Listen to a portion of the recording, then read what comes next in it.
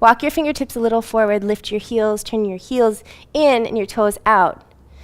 As you inhale, widen your knees, stretch your butt back and your heart forward. And as you exhale, round your spine, keep your heels lifted, and pull your whole front body to your back body. Inhale, heart forward, butt back. Exhale. One more time, inhale. And exhale.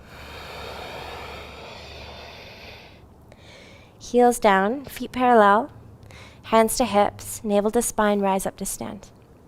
As you inhale, reach your arms up. And as you exhale, eagle eyes your arms, right arm under left arm. As you inhale, reach your elbows up. And as you exhale, dive all the way in. Now, see if you can stretch your fingertips forward and just drop your head for a moment, just for one breath here.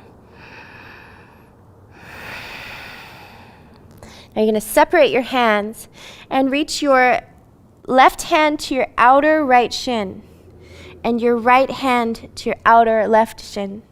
Your left arm's in front of your right arm.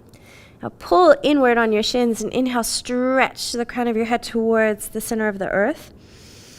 Now as you exhale, you begin to lean towards the right, maybe bring your head under your left arm and gaze up towards the ceiling.